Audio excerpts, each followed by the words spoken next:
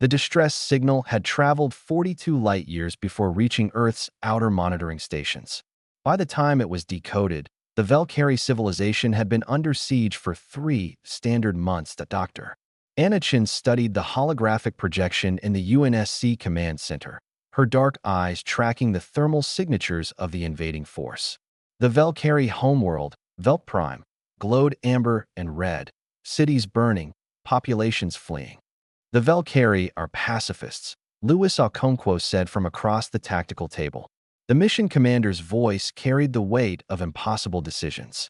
2 billion souls, and not a single weapon more advanced than a farming tool. When the Kraith arrived, they had nothing to fight back with. Anna zoomed in on the enemy fleet. 17 dreadnoughts, each 3 kilometers long, bristling with plasma cannons and kinetic accelerators. The Kraith were conquerors, expanding through this arm of the galaxy like a slow-moving plague, consuming civilizations that couldn't defend themselves. The Valkyrie's message was simple, Anna said, pulling up the translated text. We call for saviors. We have no defenders. Please, if anyone can hear this, send help. Louis folded his arms. And Earth's response. For transport ships. Departure in 6 hours. Anna's fingers danced across the haptic interface. No warships. No Marines. Just the ARC protocol. Louis's jaw tightened. They're sending them. All 20,000 specimens. Across 4 vessels. Anna pulled up the manifest. Mammals, reptiles, insects, marine life. Every biome represented. Every adaptation humanity has studied for the past 2 centuries. Anna, the Valkyrie called for saviors. We're sending zoo animals. No. Anna met his eyes. We're sending 4 billion years of evolutionary warfare. 6 weeks later, the UNSC Beowulf entered orbit around Velk Prime. Anna stood in the observation deck, watching the planet's night side. Fires dotted the continents like infected wounds. The Kraith ground forces had established 53 occupation zones. Louis appeared beside her, datapad in hand. Drop pods are prepped. Deployment teams ready. But Anna, I still don't understand the strategy. The simulations show exactly what they should, Anna interrupted. Earth didn't evolve sapient life because we were the strongest species. We became sapient because we weren't. She gestured to the planet below. The Kraith are apex predators on their world. They evolved without significant competition. Their tactics are brutal but straightforward, overwhelming force, direct assault, territorial dominance. It's worked on 17 civilizations. And that's supposed to comfort me. Anna smiled grimly. Louis, on Earth, we had to survive everything that evolution could throw at us.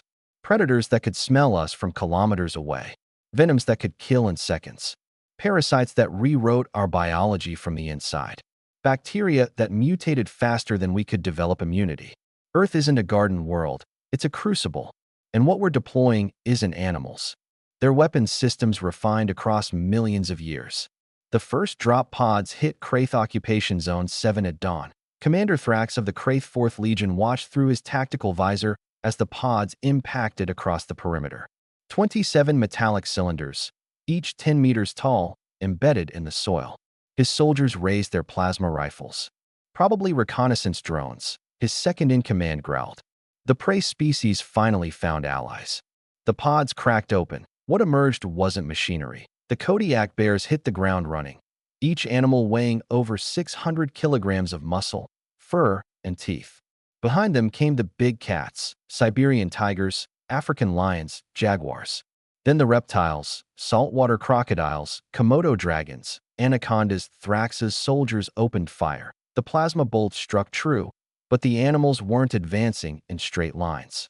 They scattered, using the terrain, flanking, coordinating with an intelligence that seemed almost tactical. Then the second wave hit. The wolves came in packs, gray and timber breeds moving like liquid shadows.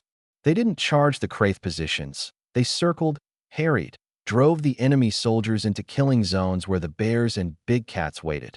Thrax watched his perimeter collapse in 17 minutes. Fall back, too. His words died as something small and dark scuttled up his armor. He looked down, Brazilian wandering spiders. Dozens of them, emerging from every crack in the fortification. Behind them came the scorpions, the centipedes, the bullet ants. His soldiers were screaming now, tearing at their armor as venomous invertebrates found every gap, every seal.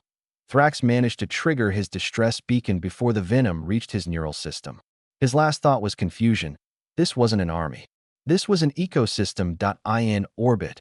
Anna monitored the deployment results. Zone 7 neutralized. Kraith casualties, 100%. Terran fauna casualties, 12%, mostly from initial plasma fire before adaptive behavior kicked in. Lewis studied the feeds from ground drones. They're coordinating.